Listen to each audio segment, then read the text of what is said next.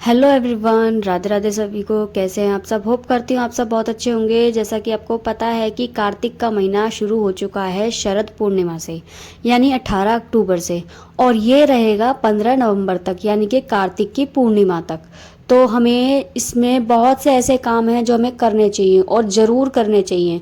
देखिए, कार्तिक का महीना बहुत ही पावन और पवित्र महीना बताया गया है। तो कार्तिक के महीने में बहुत सारे नियम लिए जाते हैं, जैसे कार्तिक स्नान हो गया, तुलसी पूजा हो गई, कार्तिक में कथा भी कहने का नियम लिया जाता है, दीपदान का भी नियम होता है, पूजा अर्चना वंदना करने का भी नियम होता है, तुलसी परिक्रमा का भी नियम होता है। तो मतलब बहुत सारे नियम होते हैं जो आप ले सकते हैं कार्तिक के महीने में। तो कार्तिक के महीने में दीपदान का सबसे ज़्यादा महत्व बताया गया है और दीपदान हमें जरूर करना चाहिए। तो इसका हमें संकल्प कैसे लेना चाहिए, दीपदान हमें कैसे करना चाहिए, कहाँ कहाँ करना चाहिए, आज मैं इस वीडियो में आपके साथ शेयर करने वाली हूँ। और ये जो मैं आपको दीपदान बता रही हूँ, ये केवल 5 दीपक आपको 5 दिन डेली कंटिन्यू जलाने हैं, यानी कि रमा एकादशी से लेकर दिवाली तक आपको ये दीपक जलाने हैं। तो देखिए, दीपदान की इतनी बड़ी महिमा बताई गई है कि यदि आप मतलब शास्त्रों में बताया गया कि यदि आप किसी का जलता हुआ दीपक अगर बुझ जाए और अगर आप उसे भी जला देते हैं ना, तो आपको बैकुंठ की प्राप्ति होती है। मतलब इसमें कोई संदेह नहीं है, शास्त्रों में खुलकर बताया गया है इस बात को कि यदि किसी का बुझा हुआ दीपक भी अगर आप जला देते हैं तो मृत्यु के उपरांत आपको जितनी देर तक वो दीपक जलता है ना, उतनी देर आपको बैकुंठ धाम मिलता है।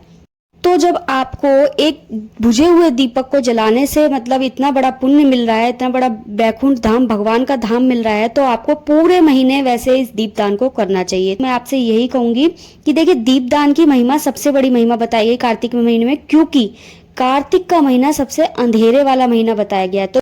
तो जितना दीपदान आप करेंगे उतना ही प्रकाश होगा, और प्रकाश केवल महीने में ही नहीं, मतलब इस कार्तिक के महीने में ही नहीं, आपके आने वाले जीवन में भी उजाला होगा।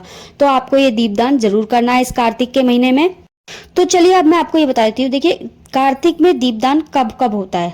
देखिए, ये शरद पूर्णिमा से लेकर कार्तिक की पूर्णिमा तक दीपदान होता है, यानी कि पूरे महीने दीपदान होता है, पूरे महीने आपको दीपदान करना है। लेकिन रमा एकादशी से लेकर दिवाली तक जो दीपदान होता है वो सबसे अच्छा बताया गया, मतलब सबसे अच्छी श्रेणी में आता है वो दीपदान। तो चलिए, ये तो मैंने आपको बता ही दिया कि दीपदान आपको कब करना है। अब आपको दीपदान कहाँ कहाँ करना है ये भी आप सुन लीजिए। देखिए, आपको दीपदान अपने मुख्य द्वार पर करना है। 2 दीपक, मतलब एक राइट और एक लेफ्ट, 2 दीपक आपको लगाने हैं अपने मुख्य द्वार पर। मतलब डेली 5 दिन जो मैंने आपको बताए हैं उनमें 2 दीपक मुख्य द्वार पर लगाने हैं, एक अपने घर के मंदिर में लगाना है, एक दीपक आपको तुलसी में लगाना है, मतलब आपके घर में जो तुलसी हो उसमें लगाना है, और एक दीपक आप खुले आकाश में लगा दें। तो देखिए, ये 5 दीपक आपको डेली कंटिन्यू अपने घर में मतलब डेली प्रज्वलित करने हैं। तो अगर आप मंदिर वगैरह भी जाते हैं ना डेली, तो वहां का भी मतलब आप संकल्प ले सकते हैं कि मैं डेली यहाँ भी एक दीपक रोज करूंगी, या जब जब आऊंगी तब करूंगी। तो देखिए, इसमें ना संकल्प लेकर मतलब दीपदान किया जाता है। आपको संकल्प भी लेना है, तब आपको दीपदान करना है। तो देखिए, अब मैं आपको यही बताती हूँ कि इसमें संकल्प कैसे लिया जाता है। देखिए, संकल्प जो लिया जाता है वो पूर्णिमा से ही लिया जाता है। जब आप शरद की पूर्णिमा होती है तभी से संकल्प लिया जाता है कि मैं मतलब इतने दिन दीपदान करूंगी, जैसे 5 दिन 7 दिन, या जब से लेके जब तक इस महीने में जो भी मुख्य दिन है उन दिनों आप दीपदान करें। तो मतलब जिन जिन दिन भी आप दीपदान करते हैं तो आपको संकल्प लेना होगा पहले ही दिन कि मैं इस दिन से इस दिन तक दीपदान करूंगी या करूंगा, जो भी है। तो आप इस तरह से संकल्प लें, और कहाँ कहाँ करेंगे इस चीज का भी बताना होता है उसमें कि मैं मुख्य द्वार पर दीपदान करूंगी, या तुलसी में दीपदान करूंगी, या आकाश में दीपदान करूंगी, मतलब खुले आकाश में दीपदान करूंगी, या देव वृक्ष, कोई भी देव वृक्ष हो आपके पास, जैसे कि अशोक का हो गया, आंवले का हो गया, तुलसी का हो गया, बरगद का हो गया, केले का हो गया, मतलब इस तरह से पीपल वगैरह जितने भी ये देव वृक्ष होते हैं उनमें दीपदान करें। या फिर क्या नाम है, आप किसी भी पोखर, तालाब, नदी, कोई आपके पास पवित्र नदी है आपके आसपास, तो वहां पर दीपदान करें। और अगर आप डेली मंदिर जाते हो, घर के आसपास कोई मंदिर है और वहां डेली जाते हो, तो वहां का भी संकल्प आप ले सकते हैं कि मैं भगवान के समक्ष दीपदान करूंगी।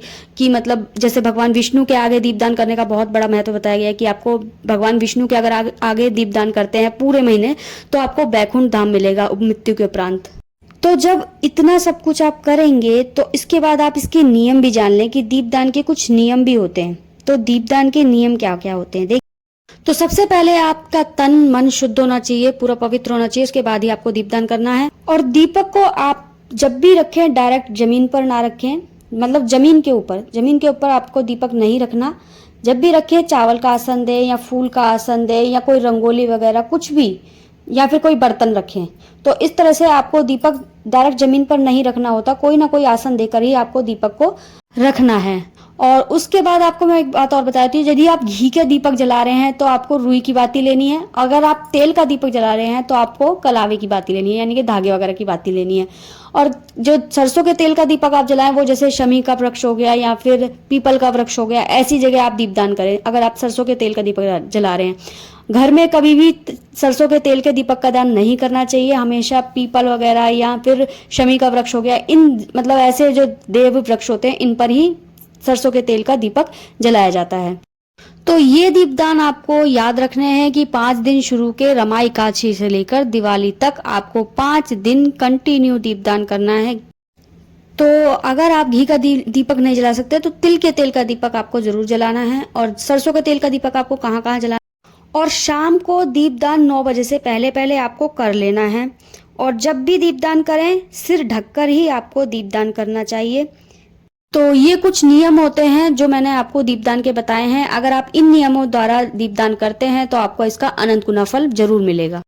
तो ये 5 दीपक आपको रमा एकादशी से लेकर दिवाली तक जरूर जलाने हैं। और देखिए वैसे तो पूरा महीना ही इतना पवित्र और पावन है कि पूरे महीने आपको दीपक जलाना होता है, लेकिन अगर बहुत से ऐसे होते हैं जो वर्किंग होते हैं, नहीं कर पाएंगे इस काम को, तो उनको 365 बाती का घी का दीपक बनाकर विष्णु भगवान के मंदिर में लगा के आना होता है कार्तिक पूर्णिमा वाले दिन। तो उनको पूरे साल का मतलब 362 बाती का मतलब होता है पूरे साल के जितने भी दीपक होते हैं सबका एक ही दिन आपको दीपक जलाना है, कार्तिक पूर्णिमा के दिन भगवान विष्णु के मंदिर के आगे, मतलब भगवान विष्णु के समक्ष सामने। तो पूरे साल का आपको एक ही दिन मतलब फल मिलता है, तो इसलिए आपको कार्तिक पूर्णिमा बिल्कुल नहीं छोड़नी। तो ये वीडियो भी मैं आपके साथ आगे शेयर करने वाली हूँ कि 365 बाती का दीपक आपको किस तरह से बनाना है और किस तरह से आपको जला कर आना है। तो गाइज मेरे चैनल को जल्दी जल्दी सब्सक्राइब कर लें। अगर वीडियो अच्छी लगे हो तो उसको लाइक शेयर कमेंट जरूर करें। अगर कोई बात आपको समझ नहीं आई है तो कॉमेंट करके पूछ सकते हैं।